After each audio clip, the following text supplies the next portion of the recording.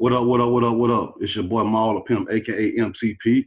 Welcome to the Pimpoholic TV Podcast. As always, I got another special guest in this motherfucker. You know what I'm saying? I'm talking about this dude right here. Real funny dude. Been lighting up shit all across the country, all across the Southeast region on the comedy tip, doing his thing.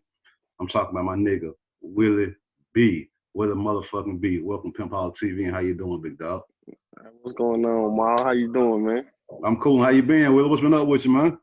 Shit, nothing, man. I'm good, man. You know, I'm out here trying to make it through the COVID right now. You know what I'm saying? Like everybody. What city you in right now, man? What city you in?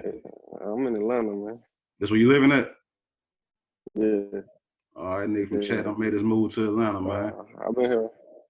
Yeah. I've been trying to get my career going. So, you know, I had to try to expand. Ain't nothing wrong with that. You gotta leave home to make that shit happen, bro. So I'm glad you said that, dog. You gotta leave home. It ain't gonna happen in the city you in. You gotta leave home, bro. Yeah, right. What you oh, go ahead. Nah, what you gonna say? Go ahead, bro. Go ahead.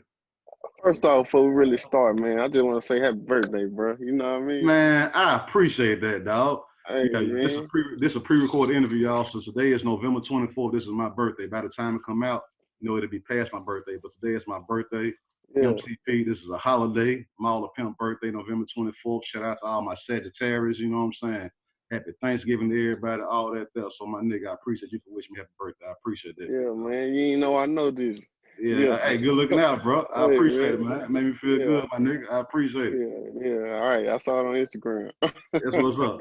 Let's talk about you, Willie, man. Willie Bee is a comedian out of Chattanooga, but he's doing his thing, man. So let's go back to the beginning first, bro. Okay. How did you end up getting in comedy? Out of everything you could have chose, bro, what made you? How did that come about? Did it fall in your lap, or did you just pursue it? How did comedy come about for you, man? I kind of want to say both. Explain that. Well, I want to say that I always been silly, and you know I used to watch these movies. In the movies, I used to like funny movies, right? Okay. So I never thought I would probably be doing that. You know, I started off rapping. You know what I'm saying? I'm doing music I know first. that. I know that. Yeah, I did a song with like Killer Mike, and I used to wrote with T Riser. You know. All right, shout out to T Riser. That my little crew or whatever. Well, so what happened from there? While I was doing the music, I was working at McDonald's, right? And my manager at McDonald's said, "Hey man, you kind of funny. You need to go holler at a guy at my church." And I like a guy at the church. Yeah, he work at the radio station. I was like, "Who?" He said, "Dude named Eric Foster, right?" I'm like, "Oh, okay." So I went down to Power 94 one day, and he was doing a comedy show. He was doing like, I think it was once a month he was doing, or something like that. And I asked him, can I be on it? And he ain't asked no questions. He was like, sure. And then next thing I know, I ain't really know if he was serious or not, because he said it so quick. But next thing I know, when the show was getting closer and closer, I heard my name on the radio. Okay. And I was like, so I invited all my friends, my family, and everybody came out, right? And when they announced it on the radio, and I got there, the show was sold out, right? And when the show was sold out, I was nervous, because I ain't never did a show before. All right. And when I finally got on stage and did the show, I choked. You fucked up. Yeah, I was nervous. I was, right. you know, I might got a laugh or two, but let me tell you what my manager said when I told him I was finna do the first show. He said he couldn't make it, but he said if all your jokes fail, I'm finna give you my shoe. And I said, what? He said, I'm finna give you my shoe. It got a hole in it. It was a pair of Jordans, and it had a hole in the shoe. So I took a book bag on stage with me, right? My jokes fell, pulled out the shoe and got some laughs and got off. All right. So your first official show was, you could call it was a flop. You could say that. Yeah, it was a flop. All right, but you And kept then going though. You kept going though. I kept going for like 6 months. All right, It, all right, it was like it was a sold out show each time, and I okay, was like, I in my mind, I'm like, every time you announce me on the radio, the show gets sold out. Like that's what I thought. Like, right. You thought it was about you. yeah, but nobody knew me, and so Right. I got booed like for 6 months straight. All right. Let me ask you. I'm glad you said that. Let me ask you this. You try to go into comedy, right? You think you're funny. You get on stage, and people boo you, Yeah. which means, I guess, on the perception is you're not funny. When does your confidence finally kick in and let you know that, all right, I see what the crowd is saying to me, but I got something here. How long did it take you to get your confidence, your swag, to let you know, fuck what the crowd's saying, I know I got something going on? How long did it take you for you to get that in you? So like after the 6 months, it took like another 9 months after that. I'm gonna say in total a year. I'm gonna just say a year and a half. All right, You know, before you found yourself. I haven't at the time. I still haven't found myself at the time, but I was learning how to um I was learning how to make a person laugh. You know, my sense of humor because everybody everybody tell jokes the way somebody else want to hear it, but I was saying it how I want you to hear it instead of how you want to hear it. You know what I'm saying? Right, right, That's why it was so hard for me to make people laugh because right, they couldn't see it from my point of view.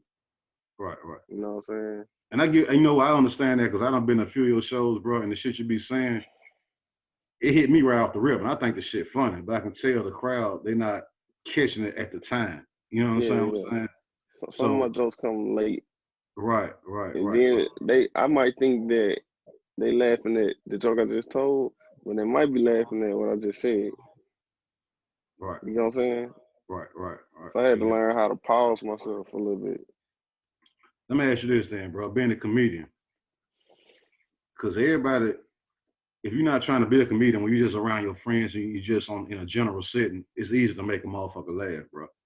When you Yeah, gotta get up on stage and your job is to do that, that's a whole nother story right there. A right, whole nother story. right. So with you being in that position, this is a two-part question. Being a comedian, what are some of the easiest things that come with that? And what is the hardest part when it comes to doing comedy? The easiest and the hardest. Give us both perceptions of that. Um, the easiest um is that's a good question. Well, I don't know. Maybe I answer the hardest part then. Okay, go ahead. The the hardest part is being in front of strangers, trying to get everybody on the same thinking pattern. You know what I'm saying? Right, I get that. And nobody knows you. You know what I'm talking about? Yeah, Like you gotta get people to accept you because they don't know you, and you got like you might got less than 2 minutes to do it. right, You know what I'm saying? right, Like you gotta make a person laugh like in the first 30 seconds, first 20 seconds. You know what I'm saying? right. So the easiest part about it is your friends gonna support you no matter what, if it's funny or not. They just gonna laugh because they know you and they know how silly you are. So that might, when they laugh, it might make other people laugh. And Okay. it's kind of like a cheat. It's like you're cheating yourself, but it's good for the moment. You Right, know what I'm saying? right. Now So let me ask you this, bro. And as a comedian, because I don't know this, I got an idea. But do you sit there when you got a show coming up? Do you write the jokes down? Like, okay, I'm finna tell these jokes for this show. Or do you sit here and say, okay, I know I got 4 or 5 jokes in my head that I can rely on. Then when I get up on stage, I'm just gonna freestyle off the top of my head and then blend the other 4 or 5 jokes in. If Willie got a show next week? What's the preparation for that? You write it down, you go up there and freestyle, and then you throw some old school shit in that you feel like, okay, I know this gonna work. well, it's kind of both actually. You already got some jokes that uh it's an open mic, you could go out and just throw out new stuff, right? But if you're doing a real show, like people, like a 3-man show Right. at a nightclub or whatnot. I will write my topics down on what I want to talk about, so I know what kind of order to go in, so I know from A to Z what I'm gonna do. But when you get on stage, you might just not go by the script. You know Right. what I'm saying? It's Based like on the improv. crowd energy and the crowd reaction, right? Yeah, and what you feel like doing, like how you feel at the time when you hop on that stage. You might plan on saying something, but you might say something different, and people might like it. And then you might be tagging to it. A tag means that you saying another word containing the joke, or you making another word make the joke even get bigger laughs. You get what I'm saying? Right, Like, right, right. um, yeah, like just say for example, I got a joke about my credit score, right? And Right. then I talk about my credit score. I just got my credit score up, right? I say, hey man, I just got my credit score up, and everybody laugh, and I say it's like 450, and then people start laughing. You know what I'm saying? Cause they didn't expect me to say 450. Right, They right, want me to say I'm 100. You know what I'm saying? right, right, right. So, and then you just keep on adding to it just to make the joke even worse, and people get bigger laughs. You know what I'm saying? So, Hey, what's the cell phone joke you man, got, bro? I You know what I, I'm I talking mean about? the cell phone joke. I got a couple of them. The content about the contacts and all that. Oh, nigga. Oh Tell that. I always listen. I done been to 3 shows where you told it, and it seemed like the crowd didn't catch that immediately. But I caught it off the rip, and the shit was funny, bro. You know what I'm talking about? right. So I just bought me a new phone, and uh, my girl, what she say? I ain't did that joke in a while. Let me see. Um, okay, You know what I'm okay. talking about, don't you? Though. Yeah, I do. I bought me a new phone, and I called my girl, told her I lost my contacts, and she said, "What color?" And I said, "Some black, some white." And then I was like, "Nah, wait, I'm not talking about contacts for my eyes. I'm talking about contacts for my phone." And she said, "When they start making contacts for iPhones." Yeah. I caught that. I I was like like, that, bro. "Click." I like Yeah, that, bro. I caught it off the yeah. rip. I Let's got I talk. got a lot of I got a lot of phone jokes now. Yeah, like I said, a lot of shit. Like when I'm a nigga, I be tuned in, so I can catch a lot of this shit. You feel me? Even if the crowd is not on phone at the time, I catch a lot of that shit, bro. So I always say to myself, I say, this nigga funny, man. I don't know if people seeing it or not, but this nigga funny, man. You know what I'm Yeah. saying? I've always said It I believe my comedy will take time, man, because people don't. I don't really tell jokes that everybody else. I don't have like too many people's styles. I don't believe. that. Right. So it's gonna take even longer for me to get accepted. But That'll pay off once in the I, long run, though, bro. Cause I mean, you're original, yeah, bro. You don't sound like nobody, you don't act like nobody, you don't talk like nobody. So that should pay off in the long run, dog. You just gotta right. keep at it, bro. And people usually laugh at stuff they used to hearing already. You know what I mean? Right, Like right, right. roaches. You know what I'm saying? Like Yeah, I get it. I get it. typical, normal. You know what I mean? Okay, let's go So, back now. A term in terms. I mean, you said you got booed your first few shows. Let's talk about something that was, I guess, monumental. oh man, From Chattanooga. This huh? man went to New York and got on the Man, Apollo. Now, right? first and foremost, let me say that before we get into it. That's big. We got somebody from our city who's on the Apollo. That's big in itself. Yeah, You know what I'm yeah. saying? So explain that now. You went up there. It didn't go too well, which is to me personally, that don't bother me. I look at it like this. Okay, no matter how it went, look at the fact that we got a nigga from our city who was in New York on the Apollo. Look at that part of it right there. You understand what I'm saying? Yeah, That's to me. That's the same as a nigga from Chet getting on BT and getting on Freestyle Friday and losing. The fact that he was on there, look at that. You get what I'm saying? It took something for him to get there. You follow what I'm saying?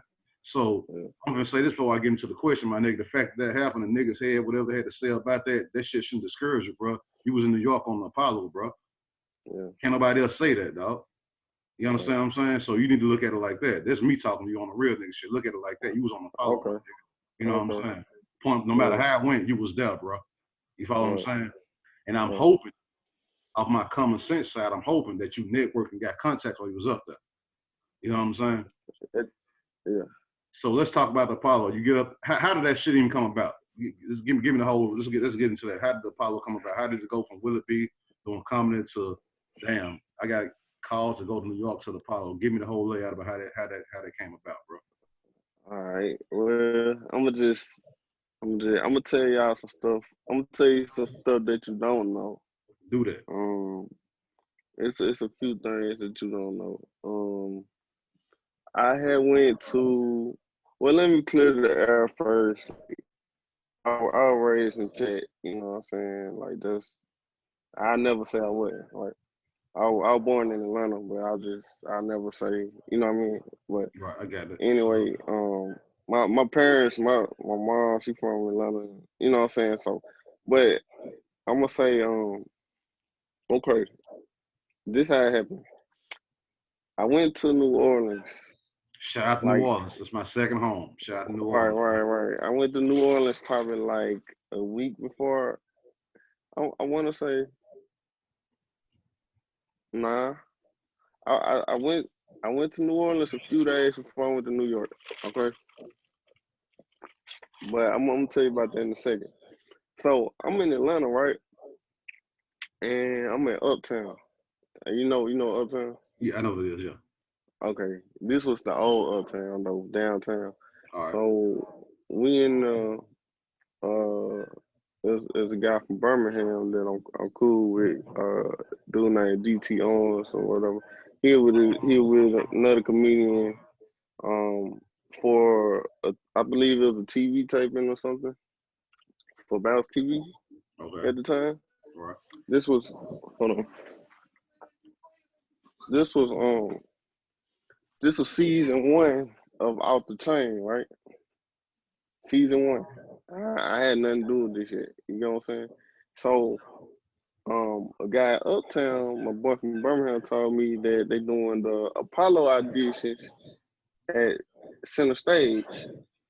I don't know if you know about Center Stage. I never been there. But it's on Peachtree. They do a lot of performances there, you know, like music, comedy, whatever. You know what I'm saying? So I went to the audition the next morning, right?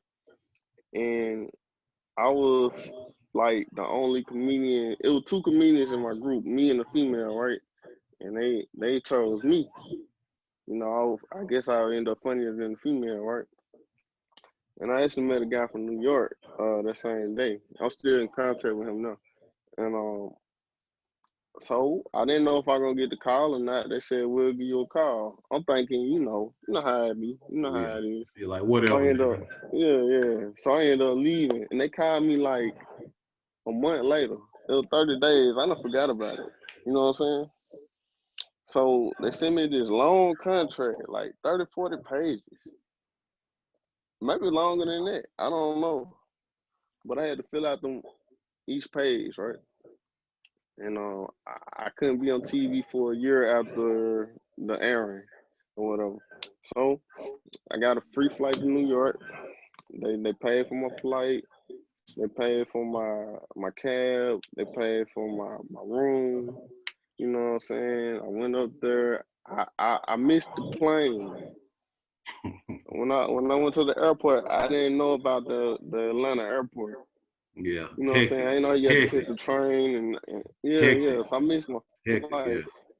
And when I got to New York, they was already mad at me because I missed the audition.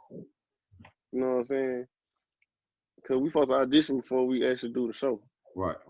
So I went, I auditioned for the show late, and they made us sit in this little room, you know, and they said everything I did was good. Now, 30 minutes before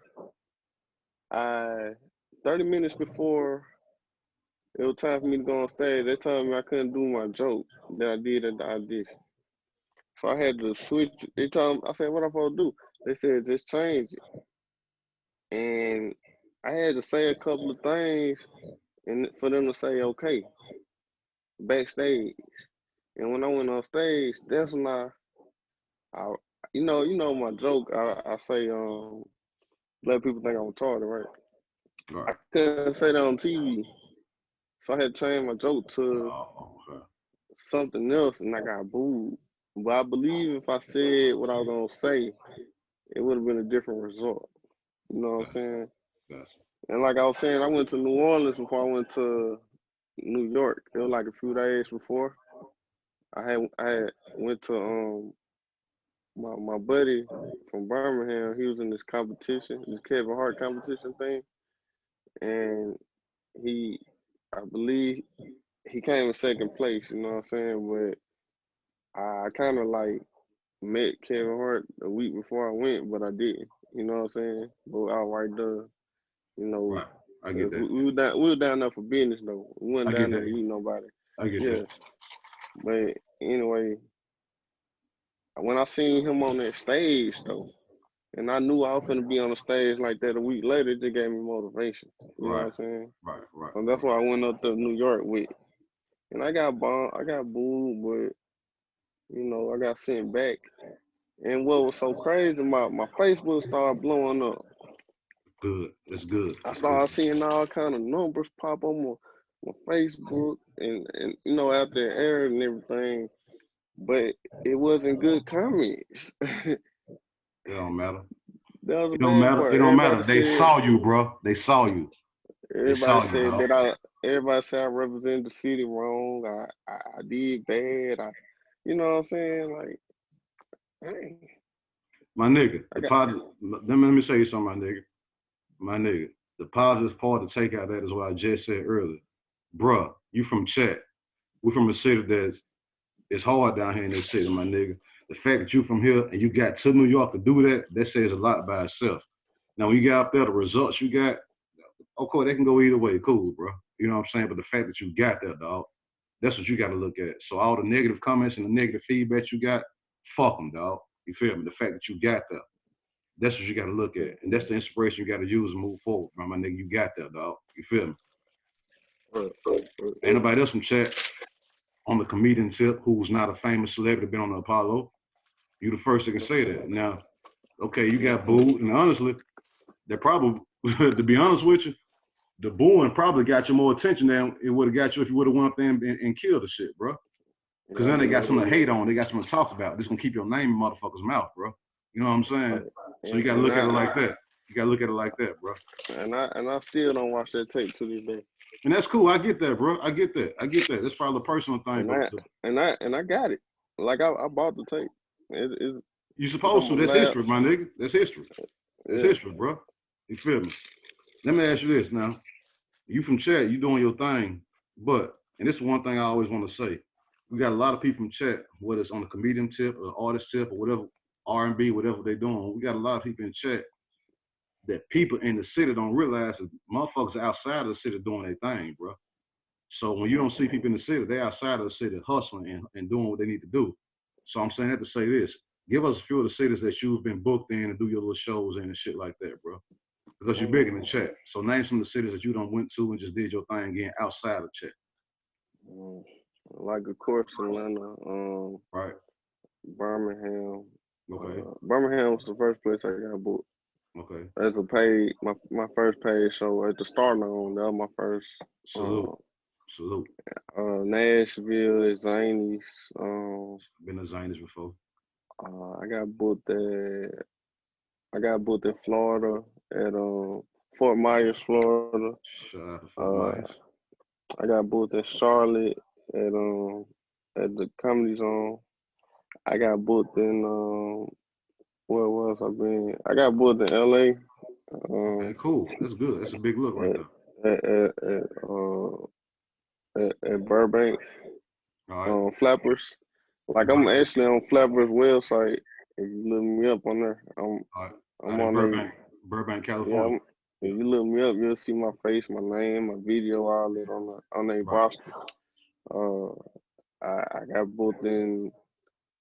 I want to say I got booked in New York, but I had missed the show.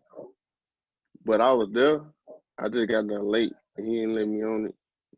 So, but I had some other gigs too. So it ain't like, you know, um, I've been to. Oh, I got booked in uh Little Rock, Arkansas, Arkansas. Oklahoma, Oklahoma. What was it? Tulsa, Oklahoma. Tulsa. Uh, uh, what's that?